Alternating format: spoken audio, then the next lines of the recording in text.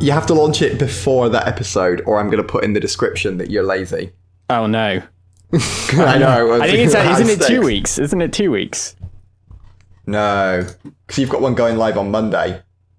Oh, okay, so yeah, two and a bit weeks. 2 weeks and like 2 days. I thought that one's already gone live. Oh no, have I not edited one? No, there's one going live on Monday, isn't there? Oh, maybe.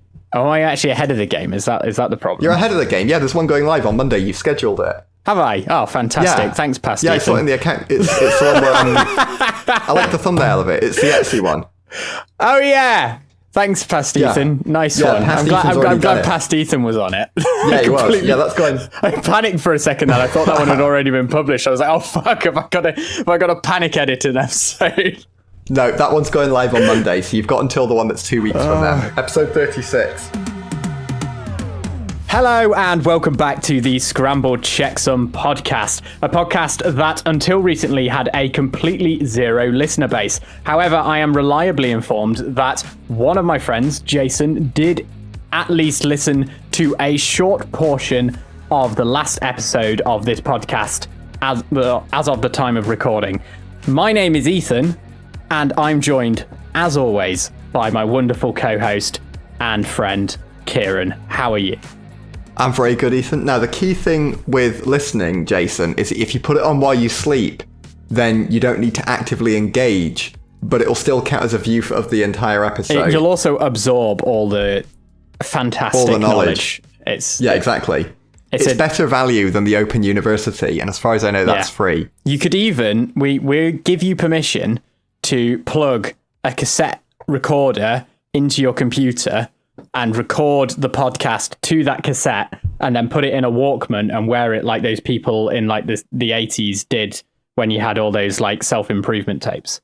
Or like hipsters would now. Or you can also take clips of it and re-upload to YouTube with no credit to the original upload. Yeah, go for it. It'll probably get just as many views as everything else that we do. So feel free to freeboot. Yeah, feel free. Please pirate our stuff. It's shareware. As Dave Grohl once said. Yeah, it's open source. Free open source. It worked for Doom.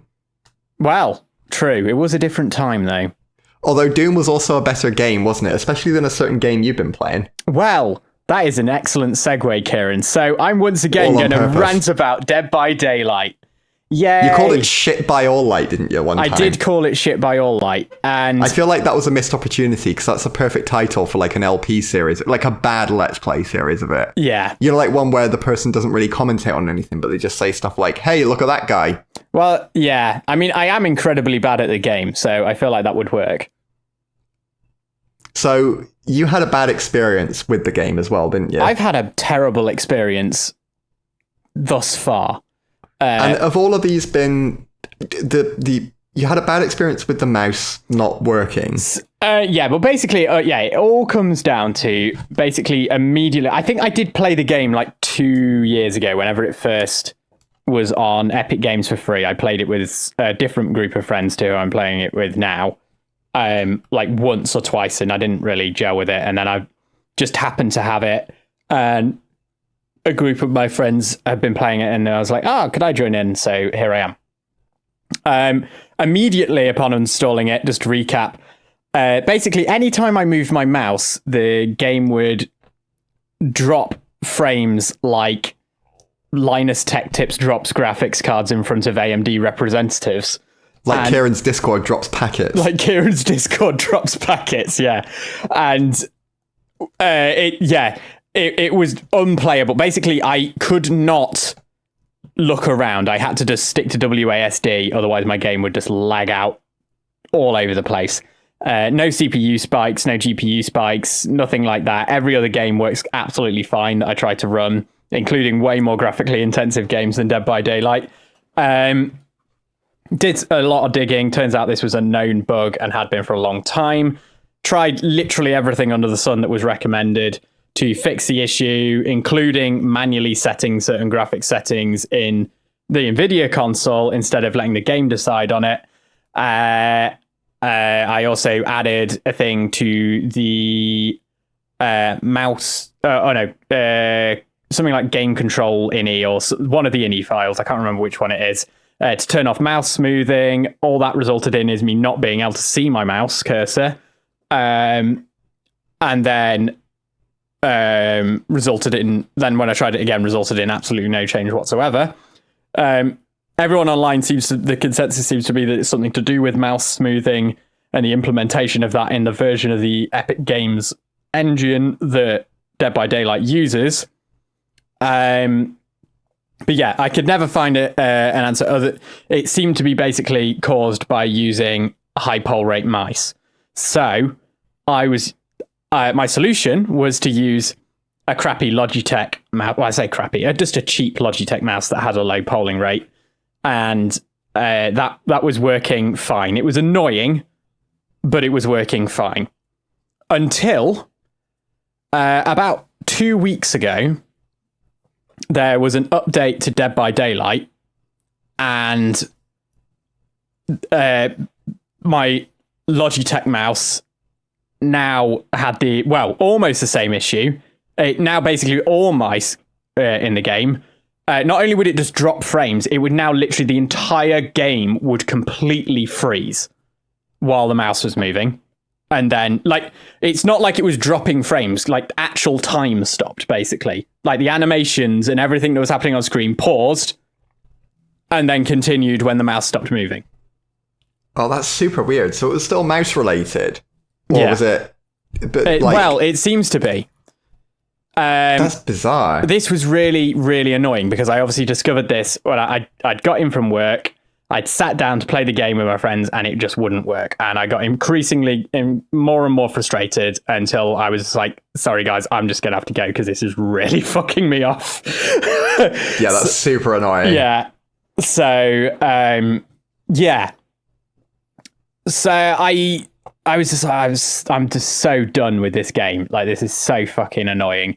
Like, have you even bothered trying to debug it this time, or are you just like, screw this? I was just like, I've tried every single guide online. There is never any information. I've posted on the official forum and had absolutely no response from the devs, just like everyone else who's posted about the issue before me. And yeah, just basically radio silence. And to make it more annoying is like Jason, who I shouted out earlier, who's one of my friends I'm playing this game with, he has in the group, he's the only other person who's playing on PC, I believe.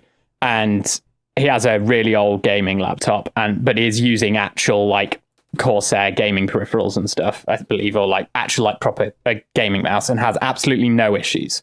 Meanwhile, on my distinctly more modern PC, which is like just shits all over his laptop in every conceivable way, I'm having every issue under the sun.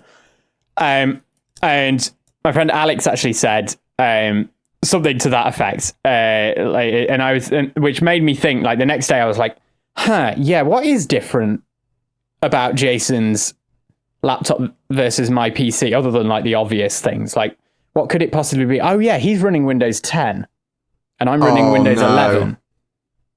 So I was like, okay, well, I've got a spare SSD. I'm going to install Windows 10 on this other SSD and see how it runs. Spoiler alert, absolutely fine. Oh, so it's a Windows 11 issue with Dead by Daylight. That is the conclusion that I also drew. Oh no. So like, but then you'd think if it's Windows 11, there'd be a ton of people, because it's still popular, right? Like in terms of concurrent players and stuff. So surely there's... I mean, Windows 10 does still have a larger install base than Windows 11. It does, but it wouldn't be like... It sounds like it's been nothing with this especially issue. like if you look in the Steam hardware survey, I think like Windows 11 is a ridiculously small percentage of users. I see. So in that case, yeah, maybe it would be like kind of small. I think probably mainly because like Windows 11 just won't run on a lot of older hardware because of the whole TPM thing.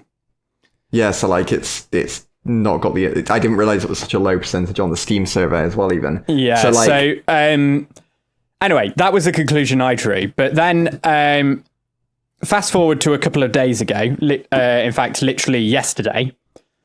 So I basically was like, right, so now I have to have a Windows 10.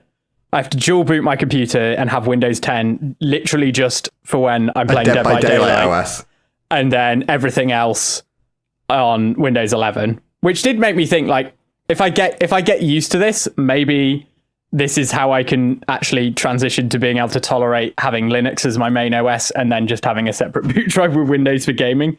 When you've already got a Dead by Daylight drive, you may as well. Yeah, may as well make it my everything gaming drive. But that, I just still don't want to do that. That seems like just such a non-solution to the problem. But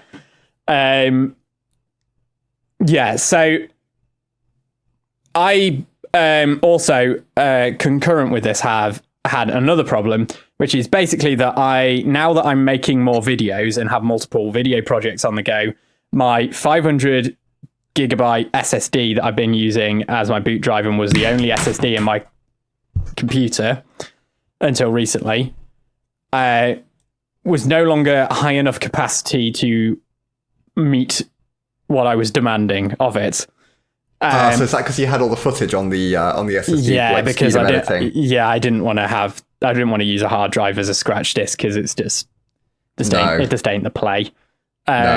So I decided to actually finally bite the bullet and get an NVMe SSD as my boot drive. So I bought a 2 terabyte Seagate FireCuda SSD after watching a couple of reviews and ranking various SSDs and stuff, and basically it was a bit of confirmation bias because I've not ever had any issues with Seagate, so we all know that we've been lectured that Seagate are the best. And to be fair, my experience has been that Seagate have been pretty decent. I didn't want to go with as much as there was some that looked like better value for money from some brand, random Chinese brand names, but I didn't want to go with them mainly just because I'm just if something ever goes wrong with it and the company's vanished or I want to go with a known brand.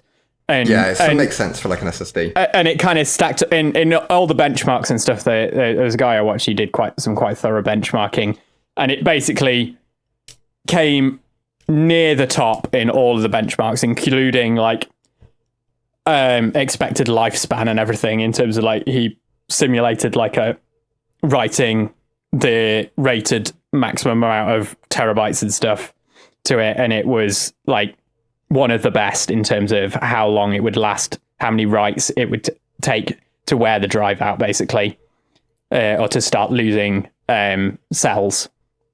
Which obviously, when you're loading lots of footage onto it, and then constantly, which I will be doing, that's and you're taking footage off, deleting it. Yeah, that's quite important. So I went for that, and I thought, right, well, obviously, my plan was I'm going to clone my boot drive because, faffing about reconfiguring everything is kind of annoying. Even if you have got config files exported and everything, it's still a bit of a ball ache. But I was right, well, I'm going to use this opportunity just to test a theory.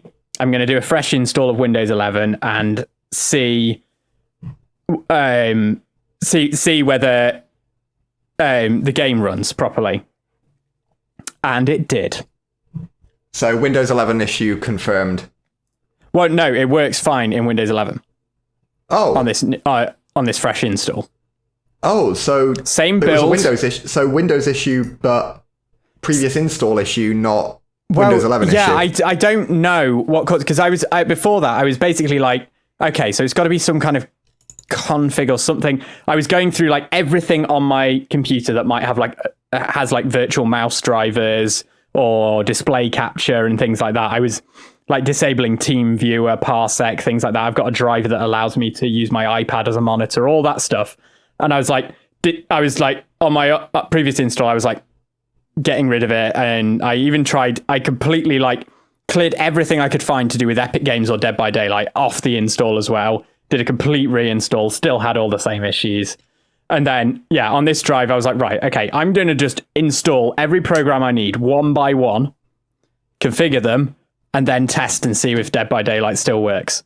Or do that every single program? So install program. Yeah, well, eventually, towards the end, when it still wasn't not break, when it was a batch, I'd started doing batches, and I'm now at the point where I'd basically configured the entire fresh install, and it was still working. So I was right, well, I'm just going to stick with this fresh install, obviously. And it's still working. So weird. I have absolutely no idea what was causing it. I don't know whether it's Microsoft's fault. I don't know if it's the developers of Dead by Daylight, who I keep saying because I still to this point have not been asked to actually look at who that is. All I can think is that it might be like, you know, when you install various games and they all install like weird random versions of like Visual C++ redistributables. Yeah, whether it's like question. One of those had like a corrupted install, or like it had a conflicting version that was installed by a different game. Because you know, when you like look at your installed programs, you see like 6 of them, and they've all got various different version numbers because random games will install them on first time setup. Yeah. Maybe whether it was one of those, but that's weird. At least it's not Windows 11, and you don't do your like Windows 10 dual boot thing. For now, until it breaks again. For now, till it breaks again, yeah. Yeah, so... Do you feel like you have closure? Or are you well, no, I'm just waiting for it. I'm waiting for it to break again. Right. To be honest, I just like because it started working for a little while and then broke again for no apparent reason. Oh no! If you remember, I thought I'd solved it. It just randomly started working, and then it happened again. Yeah, and then it happened again, and then it happened again, but with both the mice at that point. Do you still need to use the cheapo mouse? No. It's working. It's working just completely fine as it should now. Oh right, so you can use your actual like proper gaming mouse with the high poll rate and everything. Yeah. I'm just looking because I screenshotted my installed programs to make things easier when I was setting everything up. So I'm just looking at the screenshot I took on my old install. Have you considered taking a backup of your registry? That is a good potential. Like, that was what I was thinking, is it must be something in the registry. More for like interest. So if it breaks again, you've got something to compare to that won't be like painful to compare and contrast, because you'll have like a registry backup from like now. 6, 7. And then if it breaks again in 2 weeks, you can just compare and see like if anything's changed. So there is, interestingly, there is a Microsoft Visual C++ that isn't installed on my current instance. Could be that. That'll just be my best guess, because it like every single game seems to install it on first time setup, but none of them use the same version. I'm just trying to... So, in fact, there might be there's 2 actually. So there's whether it's from like a random game install. C++ 2010 version 10.0.40219, and then there's one of the versions of the 2013 one. It could even be that like maybe Dead by Daylight had an update and then didn't clean up after itself. Yeah. So then if you've had the game for a long time, you become an edge case. The 64-bit version of Microsoft Visual C++ 2013 version 12.0.305.01.0 is also not installed on my current instance. So whether it could be one of those? So I wonder, because I haven't launched any of my other games. Obviously, I just had them... Oh, so you might launch a game. I've just carried them over on my games drive. So I wonder whether I might launch a game. First time setup. Yeah, and it will install one of these and might break something. Or it could be that like you'll it could have even been like a previous version of one of those games installed that. The game updated, it deprecated that, but then it was obviously they don't uninstall that, so they don't clean up themselves. Well, I guess we'll find out. We'll find out in 2 weeks' time when it breaks again. Yeah. And you I mean what you could do is switch to a different architecture completely. Yeah. But you don't need to, because Intel said that you don't. Intel said you don't. I mean, I don't know. I can't think why they would. Intel wants you to remove parts of your appendages, because you don't need them. Intel says you don't need ARMs. You don't need ARMs. No point. Is it like when the Nvidia CEO says that we don't need programmers anymore? Intel we can go even further. To be clear, Intel didn't say this exactly. They've launched Lunar Lake, which is a thin and light laptop only generation of Intel CPUs. It's been optimized for thin and light laptops, basically, but not like return of the Intel Atom. Yeah. I was literally just about to say, not like Atom. Like it looks like it's actually good this time. The netbooks are coming back. Yeah, bring back the netbooks. There we go. That's our title. Yeah, Intel's bringing back netbooks. Yeah, bring back my Acer Aspire 1. Wouldn't it be so funny if they actually did reuse the Atom branding? Because I mean, that would be so Intel. That is exactly the kind of thing that they would do. Yeah, because they wouldn't replace it. They'd just be like, oh, they call it like Atom 2 or something. Yeah. Because they're like, oh, split the Atom. Yeah. Atom Fusion. Yeah. Just bring back that Atom branding, please, Intel. And bring back the netbook too. I feel like that would also be a potentially Intel move. Yeah, they were so great. Everybody loved them so much. Yeah. I loved my Acer Aspire 1. Yeah, it was great. It never inspired any rage in me. Nope, didn't inspire rage in me. I definitely didn't. I didn't buy the Linux SKU and then also put Windows XP on it. I didn't need it. Equipped to run. Oh, here we go. Here's the ping. Here's the ping spike, everybody. Kieran's ping spiked. He might be talking. I wasn't. I was reminiscing about my netbook. Okay, well, you might have heard me talking over Kieran there, but it was because Kieran couldn't hear me and I couldn't hear him because Discord just decided to drop a load of packets on Kieran's end. So I say it's actually because I'm running Discord on my netbook. Ah, I see. Well, it's running surprisingly well. I'm not going to lie. Exactly. Yeah. Well, I got the Linux SKU, so it runs. It runs a little bit better. Yeah. The sound quality is a lot less crunchy than I expected it to be. Exactly. I thought it'd just be like 8-bit game audio. It's using the Atom 2. Ah, right. So speaking of the Atom 2, what are they doing? So basically, Lunar Lake. It's literally just that. Basically, there's not really a load of detail. I'm not an engineer. I can't go into the nerdy detail. Basically, all we've got at the moment is Intel's unveiled it and released their benchmarks, which are obviously to be taken with a grain of salt, but we do expect them to be somewhat representative of what we can expect. And long story short, it does seem to, at least from their benchmarks, be competitive when it comes to energy efficiency and performance when compared to the Snapdragon 8. Not elites, but like the lower end SKU, the mid tier and the low SKU thing. I don't think they're competing with the elite. I might be wrong. Don't quote me on that. But basically, yeah, competitive with the new generation of ARM Windows devices. So they didn't actually say you don't need ARM. No, they didn't. They basically compared themselves to ARM and went, look. Oh, they put ARM on the benchmark. They were directly comparing themselves to the Snapdragon. Right, but they didn't specifically say you don't need. Well, they basically did. That's basically what they're saying, because they're saying we're sticking with x86, which is what they've done. So they're basically their whole thing is, look, we don't need ARM. We can make efficient processors without ARM. So, I'm interested to get your take on that. Yeah, so they're doubling. I'm surprised that they're doubling down on x86. Yeah, it's a weird move. Yeah, because didn't AMD say they were moving away from it, which kind of makes sense because they have to pay royalties. Well, it's an interesting scenario because they're kind of in.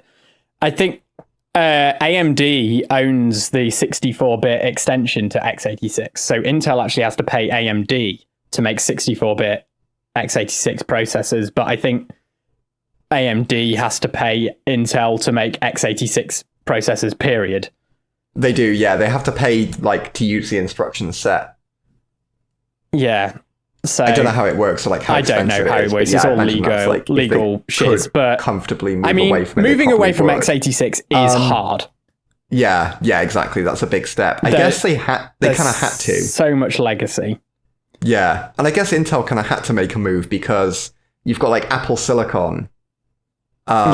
Which when they said they were going to compete with that, that was actually laughable. They completely failed. They didn't even come close.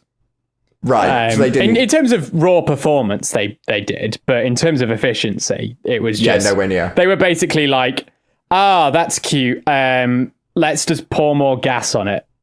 Yeah. Okay. Or petrol, as we call it over here.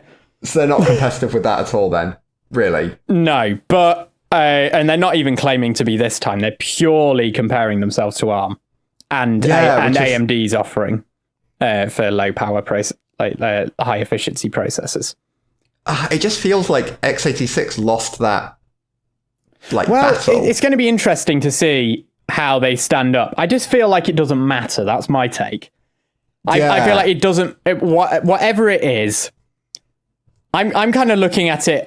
Because I'm very electric vehicle enthusiast centric, and that's like a big transition that's happening. I kind of compare everything to that. I feel like my analogy is that ARM is kind of like the first generation of electric vehicles at the moment for desktop computing, and x86 is your legacy ICE vehicles, internal combustion engine vehicles. It works for everybody. People know how to use it. Everything runs on it. It's working fine.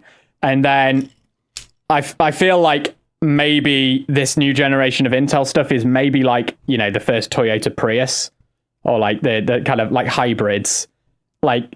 It's like a sticking plaster. It might kind of tide us over for now, but I just feel like one of the reasons ARM has been such a revolution in power efficiency is because it is just a more efficient architecture. It doesn't have I feel like I again, not an engineer. This is me. I'm a complete noob, but my guess based on what I've heard about both architectures is that whatever wizardry Intel's done to make x86 be this efficient, if you applied the same special sauce to ARM, it will probably shit all over Intel again.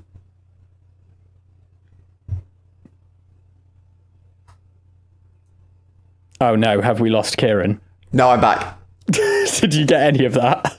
Yeah, I got the most of it. Yeah, I don't know what you think about this analogy, but if I was going with a car one,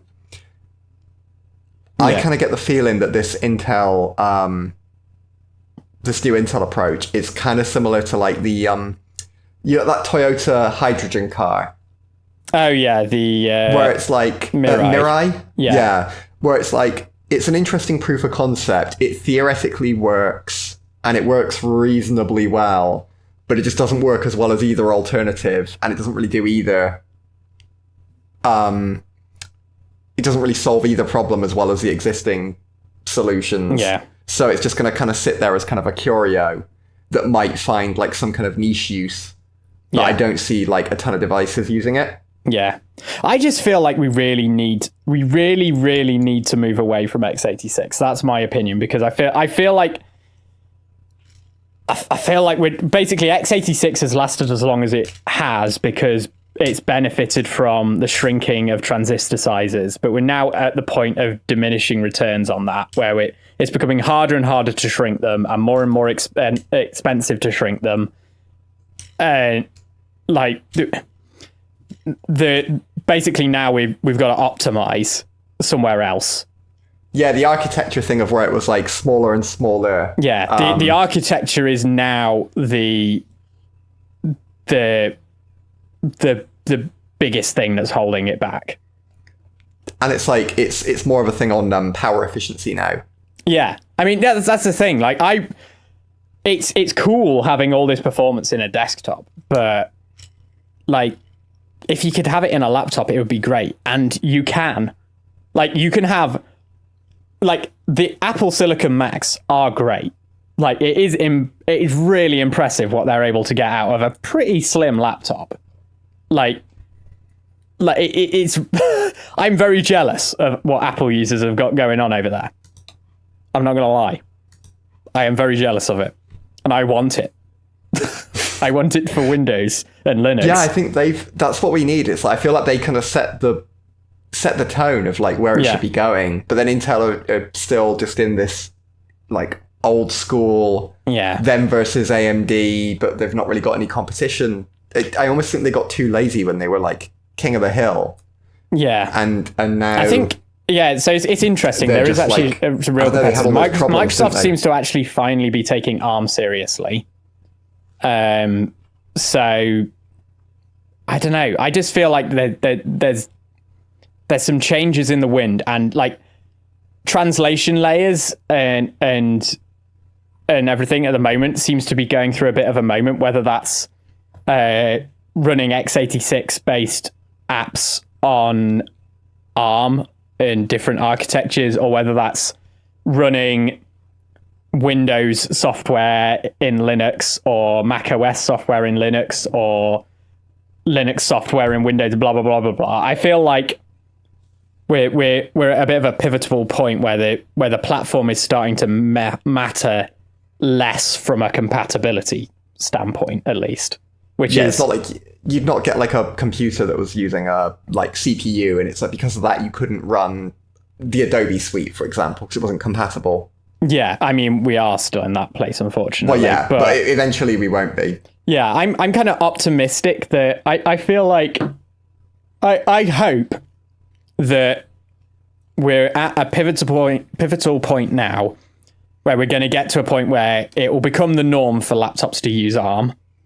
Desktops may stick with x86 for now. But I think ARM is going to become more prevalent. And I hope that the foundations that are being laid now in order to transition PC over to ARM, which really is I think is probably the only architecture change that the PC as we know it today has ever made. Which is since x86. Incredible, really. Like x86 has been the architecture that PCs have used basically since the concept of a PC really kind of became a kind of mainstream thing. Like when did x86 first? Like 90s?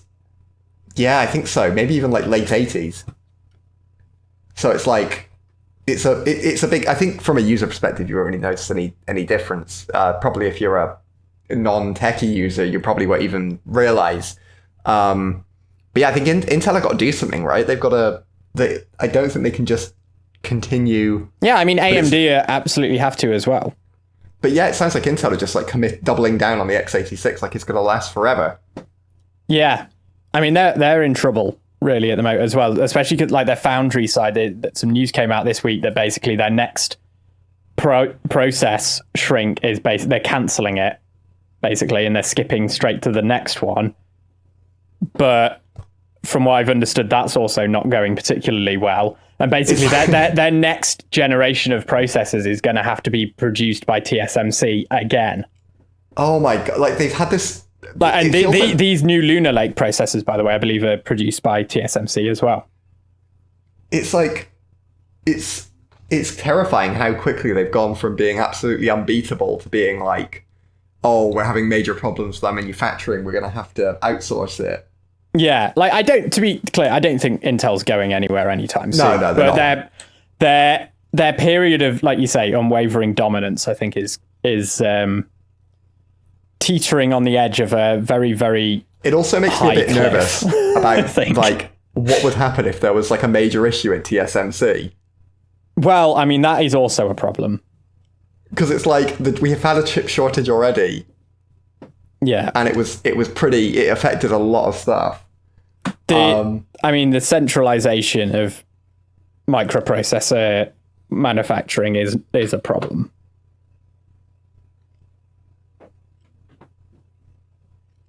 Have we lost Kieran again? No, I'm back. He's back.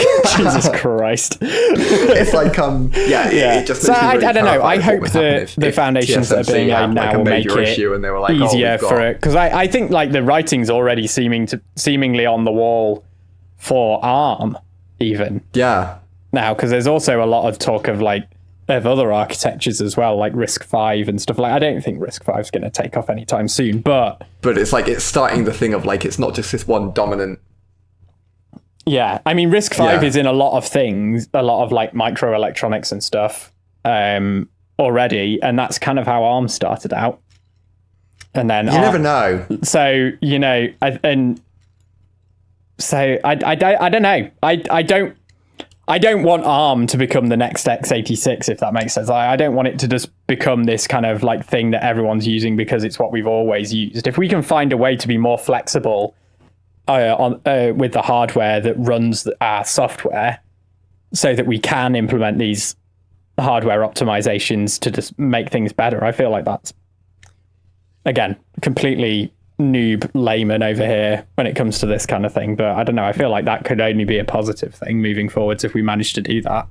Yeah, if we can get a balance so it's not like there's some competition, so it's not just all isolated in one place and one standard, but then it's also not the other way where you've got like HD DVD versus Blu-ray versus another format. Like that balance would be ideal. Blu-ray FTW. Yep, RAP HD DVD. Yeah. Inferior format. Went the way, to be fair, the better format won. Yeah, for once. That wasn't really a controversial controversial contest. Although no one really won because Blu-ray kind of lost as well because streaming. Yeah, exactly. So, they all lost in the end. Yeah. They all went the way of the zip disk. Yeah, although I currently have 3 Blu-rays sat on my desk at the moment, and I have a load in a box up there on my shelf, so... Ethan's single-handedly keeping the Hollywood movie industry alive. Well, I bought most of them secondhand. there is secondhand purchases that make them no money. I take it all back. So speaking of hardware, there's another hardware boy who has recently put out a video. I have absolutely no idea what you just said. Speaking of hardware, there is another person on the hardware front who has recently put out a video. Mr. Rossman. Mr. Rossman. We've talked about him a few times. Yeah, do you want to introduce this topic, seeing as I feel like I've spoken a lot this episode, and you said you watched the video as well, so... I have indeed watched the video. So I saw a video this morning on my recommendeds from Mr. Lewis Rossman, and he was praising LTT, which is a channel we've had a lot of critical things to say about, rightfully so, I think. But he was praising them because they... did 2 videos actually on how. First one was on how to de-Google your life, and from what I could make out in the video, he didn't really fully explain what the LTT video was. But it sounds like they made a second video that was about how to install an ad blocker. And Lewis's praise was because, as a business, LTT obviously rely on ads, and they'd basically done a video explaining how to install an ad blocker and circumvent ads on YouTube. And he was praising them because... I think they also showcased GreyJ, I believe, which is Futo's app for kind of aggregating... following creators, various publishing locations into one feed.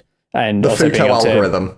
And also being able to do that based on data that's stored locally on your device, so you don't have to have an account to be able to follow and have a feed and everything. So it's more. And I think in theory, you don't miss videos from people because they're not in your the YouTube algorithm didn't deem the video worth putting in your feed and stuff like that. Yeah. So he was praising them for that because it was kind of against their best interests on a business perspective. Because and I think I'll come to that in a second actually, but it was just he had some high praise for them, but the issue was the video's been taken down by YouTube for a community violation, which makes sense because if they were talking about how to install ad block, I believe that's against YouTube policy. So they've taken the video down. What was kind of a strange one for me was we've obviously not watched LTT in a long time for self-evident reasons, but I seem to remember they were pretty against ad blockers, right? Or at least Linus was personally, from what I recall. Because I thought he was the ad blockers of piracy. I don't think he was against them. I think he just said that in his opinion, it effectively is the same as piracy. Right. So he didn't say don't use them, but he said. Yeah. He said he even uses them. I think he even uses one himself, but Or no, he says he doesn't. He's blind to ads, is what he claimed. I think he just doesn't see them. So he doesn't use an ad blocker, but doesn't. But he's never shamed anyone for using one. He's just. I think he's. I to be honest, I don't disagree with him, to be honest, on his stance, because the fact is that YouTube isn't free. Like, Google does actually pay money to host videos and host the platform and run the content distribution network. And many of the creators on YouTube, especially the ones that people actually spend a lot of time watching, are pouring money into making the videos for a return on that investment. It's not free for them to make the videos. And there's a reason that a lot of videos have sponsors now, whereas maybe pre-adpocalypse, not so much. By you not watching the ads, which is what funds that, functionally, it's the same as watching a movie without paying for a license for said movie. Or using a piece of software. I think it's fair to say a license for that piece of software. I think it's fair to say as well, like, YouTube ads don't pay like they used to. No.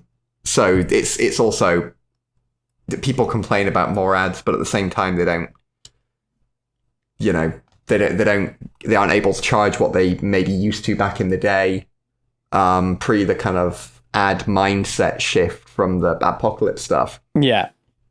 The one thing that I could be misremembering this, but I'm sure that there was an old Lewis Rossman video where someone had been complaining about their YouTube video being removed, and he was like, well, you've uploaded it onto their platform, they own the platform. If they want to delete your video for whatever reason they want. I totally heard everything that you just said, and Discord didn't drop out again.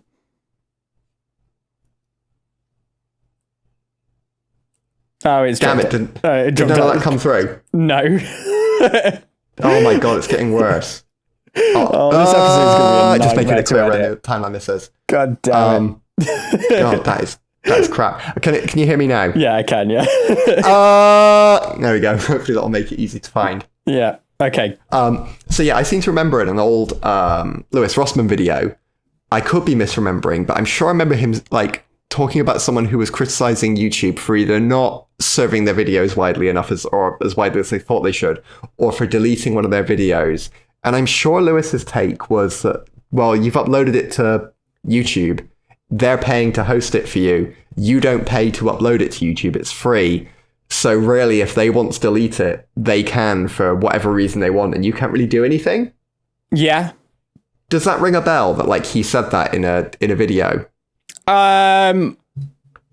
It does sound like the kind of thing that he would have said, yeah. Yeah, and I just found it a bit interesting that this time he's like, oh, they shouldn't be... It's a fair point this time, because, I don't agree with them deleting a video on that, but... I don't think he really went into saying that YouTube shouldn't have deleted it. I think he was more just a praising of Linus for uploading it, even though it could potentially have damaging ramifications on his channel. That makes sense. Yeah, I guess I'm being a bit unfair to him in that respect. It was just that he wasn't saying, oh, they shouldn't have deleted it. It was more, it's interesting that how quickly they deleted it on such a big channel. Yeah.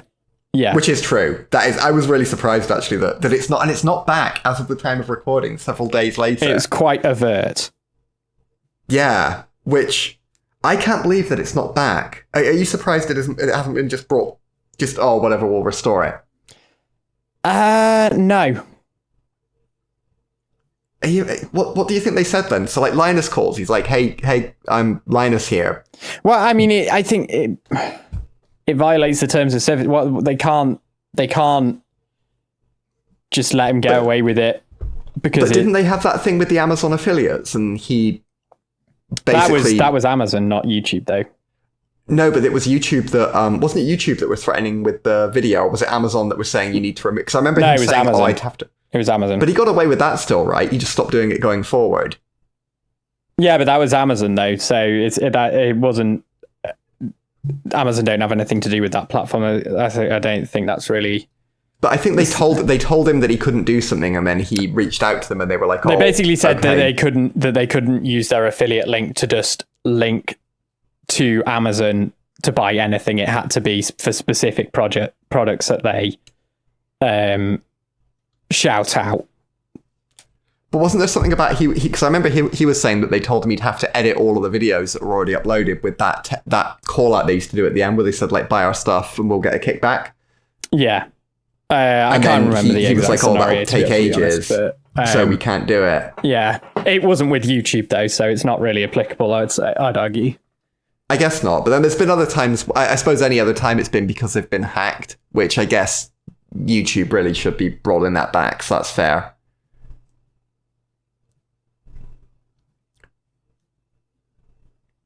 Do you think the video will ever come back? Or do you think that's gone now? I don't think it ever will. No, you think that's... will they get a strike for that, though, now, where their channel's at risk of... Obviously, it's not going to get deleted. I think there'll probably be some more leeway for them because of the size of the channel. That's my theory, but who knows? I doubt it's going to be that much of a problem for them. I think they'll probably survive. Yeah. The reason, part of the reason I wanted to talk about this is I've been doing some reflecting on the whole LMG thing, and I think I've come to a conclusion that basically I'm going to end my period of not watching them, full stop. Ethan's boycott comes to an end. Yeah. The reason being... Was it because of those irresistible thumbnails that we looked at just now? Because if so, I'll find you some Mr. Beast videos instead. No. Oh, that's a whole other kind of... That's a whole other thing. But there's a load of controversy going on with Mr. Beast at the moment. I know. I've been following. I've not been following it because I haven't been able to find any source that I actually have watched previously and know is credible. So I've kind of just not been paying much attention to it. I'm just aware that it's bubbling away. But anyway, I digress. I didn't put it on because I'm not sure myself. I'm waiting for more info. But yeah, like So it wasn't the thumbnails. Was it the titles? No, it was more just. I'm reflecting. Was it Scrapyard reflecting on it. It started because I was trying to find some reviews on. I can't remember if it was a graphics card or a processor, and basically the only channel doing kind of like comprehensive reviews on it was LTT that I could find, really. And I think it might have been on a laptop or something. And I've kind of been reflecting on it for a little while, and I think some of the points I think we raised in our second video on the topic, or second podcast on the topic. I think there isn't really anything they could do to anything more they can do than they've already done to kind of give themselves a clean slate, whether or not the accusations of them were right or wrong. And I think my stance, my current stance is, I think that there probably was some wrongdoing on their part. Whether or not that was down to actual malice, I think, is the thing that's in question, and I don't think we have any way of knowing. I think that's basically I don't see how they can do anything more than they've done now to prove either way. So, and with that in mind, taking into account their track record leading up to that point, and also another thing was like, if you look at like Emily Young, for example, the fact that she still works there, despite everything that's happened, I think also in my head, I'm just kind of like, that's got to count for something. I seem to remember that was one of the things we talked about before. It was, as well. So, and there's a lot of people there who I'm kind of like, I feel like if it really was an awful place to work, they probably wouldn't work there. because there's a lot of talented people who do work there, including Emily. So I don't know. I don't think I'll ever go back to being as invested in it as I was, but I think I have ended my boycott. Yeah, that's fair, dude. I think it's like, I'm never a huge fan in a kind of situation like this of someone being like, oh, if you don't think the same way I think, then you're horrible. So yeah, if you want to, you know, I think it would be unfair for someone to be like, oh, that's wrong. And I think, like you say, there probably wouldn't be anything they could say or do at this point that would kind of clear everything up. Because the evidence that would be needed for that probably doesn't exist. Yeah. Because it would need, like, I don't know, video footage of something happening that just doesn't exist. Yeah. So there would always be, you know, I think there'll be no way for undoubtedly the whole situation is not great. It's like whatever the truth is, it's something bad did happen, and yeah. Would you ever buy their merch, do you think? I'd probably not, no. No. But just because, mate, I wouldn't consider myself in their fan group, I don't think, anymore. Like, I think I'm more of a kind of like, they're now in the kind of same bucket as most kind of tech content creators are, really, in my bucket. I'm not like, I'll follow what they're doing, and they're in the J's watch the occasional video and stuff. Like, I'm not going to go back to watching them like I used to. I mean, I watched an episode of the WAN show, and I don't know, I just wasn't feeling it. Yeah, that's fair. I think that will always be because it's such a like personal show. Yeah. Also, they're technically a rival, so I think you don't want to. I mean, we're creeping up on them. I will say that. Yeah, slowly. So you don't want to give them too many free views. Yeah, we're only approximately 13.9 million subscribers away from them. So we're coming for your lunch, WAN show. Yeah. So we'll as soon as we'll get bigger, and then we'll shift our upload day, and then that'll be it. Yeah, I did watch a couple of videos as well. I watched one where featuring what's his name? The guy who does the WAN show production. Oh, I can't remember his name. They talk to him, don't they? Yeah, I want to say Alex, but it's not Alex. Alan? No. Anyway, WAN show guy. He did a video repairing Linus's Samsung Galaxy Z Fold, whatever version it is that he has, because he dropped it in the pool. That sounds like a horrible nightmare. Which was quite interesting and quite funny. Yeah, repairing a foldable phone sounds like it sounds like a good job for somebody else. Yeah. I don't know if you've seen as well, but like we're running out of channels because Marquez is off to Worlds in Ultimate Frisbee. To play Frisbee. So yeah. Well, he says they don't call it Frisbee, right? I'm sure he said that. I can't remember. I might be getting it mixed up with the stuff. I watched just long enough to be like, right, he's just going on a sporting thing, and then he'll be back. And then I was like, I don't care about this. So yeah. Yeah, I started watching it, and I was like, oh, he's okay. He's not going away forever. He's just going to he's going to Worlds. It's not like Tom Scott. No, that's what I felt like, because and like all the other people that have disappeared off YouTube. Yeah. Or taking extended breaks. And although, to be fair, Tom is still doing his podcast, so he's not... He is still doing Lateral. Yeah, Lateral, yeah. Again, another rival, though, so we can't watch that. Yeah, totally. Again, we're slowly creeping up on them as well. Yeah. Episode by episode. Yeah. So, I can't remember what time we started recording. I think we've still got some time, right? Yes, we have about 10 minutes. Yeah. I understand that you've done some jank.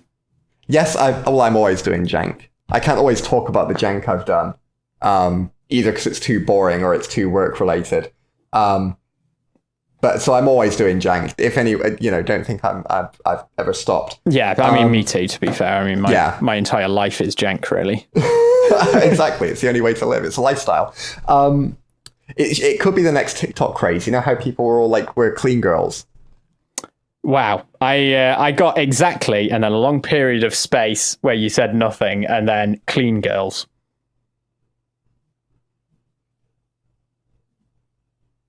Does it come back? Oh, now you're back. Yeah.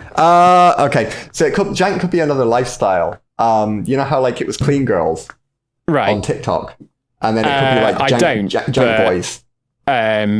Sure. that sounds like something that could catch on. I dread to think what that trend is, but well, now we could be jank boys. Jank you think boys that could catch on? Yeah, jank boys. Yeah, I think it could. It could be like when your jank boy boyfriend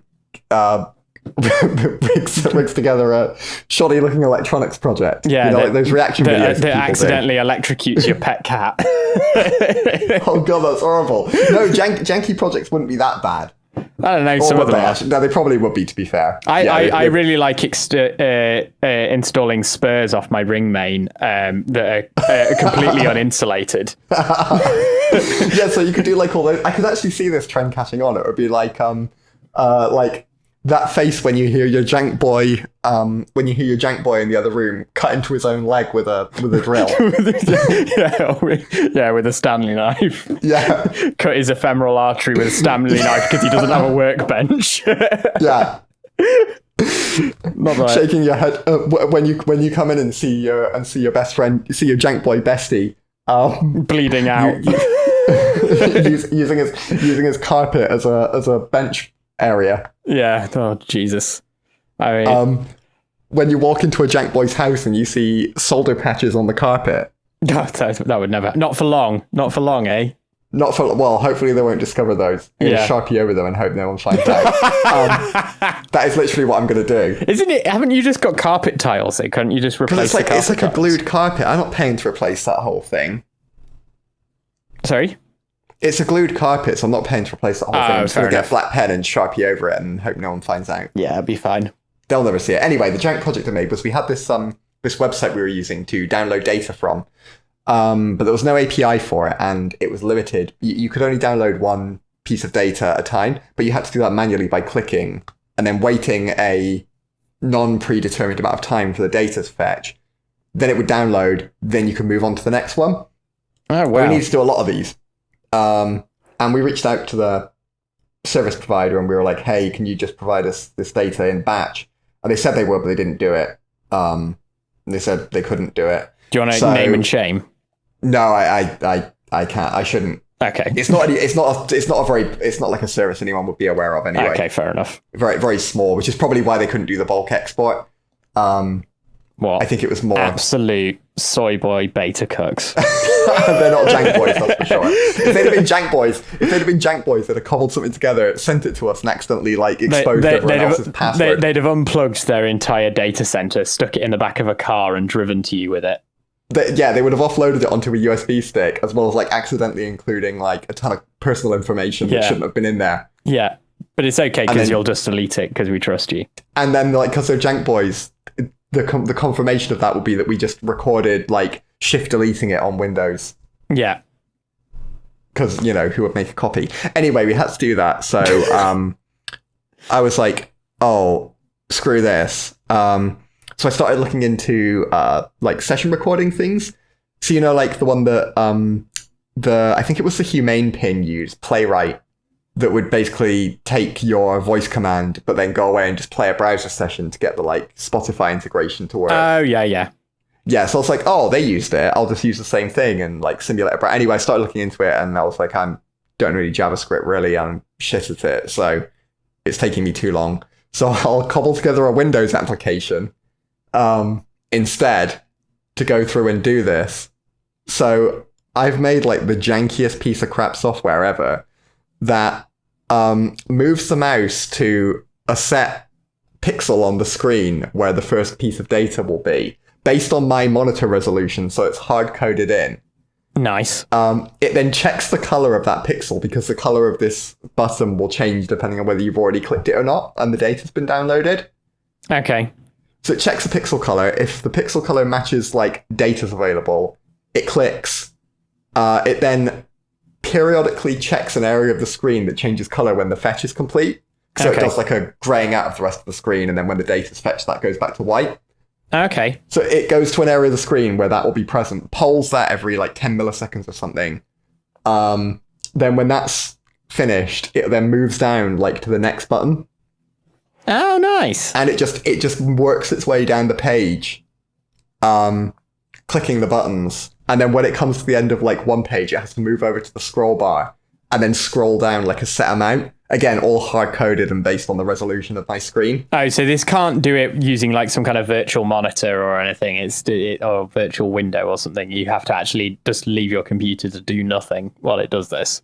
Basically, yeah, your PC is unusable, and it sits there running in your browser, basically. Okay. I mean, if it wasn't for that bit, it would be really cool. Yeah, I mean, you just have to leave your PC on the whole time. But I mean, it also... I mean, it still is pretty cool. It's a very creative solution. Sometimes if like the data... If anything's misaligned by a couple of pixels, it'll start like skipping a bunch. Yeah. So you have to kind of babysit it. And then like while I was building it, I realized that sometimes the data fetch would fail.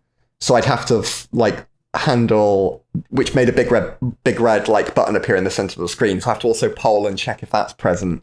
Okay. And then I also have to advance pages. So after the end of every bunch of scrolls, I have to move over.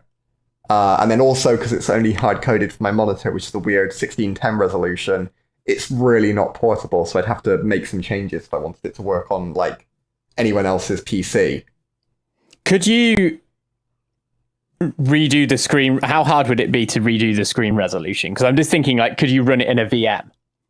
Well, that would be fairly trivial, because my plan to make it portable is I'm going to make those settable within the program. So you can move the mouse around the screen, set like, okay, here's where button 1 is, here's where the scroll bar is, here's how far down to move it each page, and here's where like the next page button is. Yeah. So then if I can make them all settable, it would work on like any screen, and you just have to do like a 10-second like config process, and then you'd be fine. Yeah. I'm just thinking if you'd put it in a VM, then you could just leave it could run in the background then. Yeah, exactly. There's lots of options to improve it. My problem I came up against was that even though I was doing this at like not quite human speeds, but like a very fast human could almost go as fast as this. It wasn't like a bot. Yeah. Because I couldn't do it like a bot because I wasn't hitting like an API endpoint. I was actually interacting with the website. Yeah. And it could only fetch as fast as I could click. So I left it running for like 10 hours. And then I came back. I was kind of babysitting it, so I was kind of looking on it every hour or two. And then I saw like this big red, like a blood red screen filling the entire window that was like, you have exceeded your rate limits. Stop now or your account will be disabled. Oh, Jesus. So I had no idea how long that screen had been present, because I just happened to look in on it and I saw this big red screen. I was like, oh, shit. And I'll never know either, because Kieran's cut out again. But I'm sure he said something very interesting during that entire period. Cut it off. Anyway, the person at the company sent me an email that was like, you've been using a bot. Please stop. Well, I think on that note, we're going to have to end the podcast here because Discord is taking a complete dump and I currently cannot hear Kieran. He could be talking in your other ear right now and we wouldn't know about it. I got about 50% of that last story, which I'm quite sad about because it does sound quite entertaining. I was told to stop by the company owner is the long and short of it. Okay. Well, and I said, I'm sorry, I wasn't using a bot. I was simulating a human. I was using Elon Musk beta. I wasn't using hacks. I was using gameplay aids. Yeah. I was hiring an unpaid intern. Yeah. It was just, you just paid someone to just sit there and scroll through. They were just very committed. I paid them very well, so they did an extremely good job. Anyway, speaking of things that need to stop. Yeah, this podcast, because every 5 seconds I can't hear anything Kieran's saying. So I'll just do the CTA very quickly.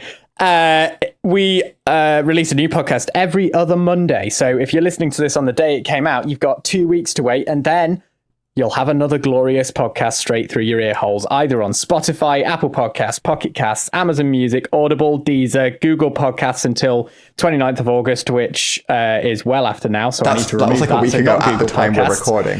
YouTube and YouTube Music. If you want links to some of those sources that Spotify for Podcasters lets us do, you can go to podcasters.spotify.com/pod/show/scrambled-checksum. And if you want to find us on YouTube, you can find us at youtube.com/@scrambled-checksum. All one word. We need a link tree for that. Very much for listening if you have been. And we'll see you next time on Catch you in the next one. Another wonderful episode. Yeah. Catch you in the next one. Bye-bye. Bye-bye. Fucking Discord. Oh, for fuck's sake. I was so annoyed. It wasn't too bad at the beginning, and then it got progressively worse. Yeah. It'll be fine now. We've stopped recording.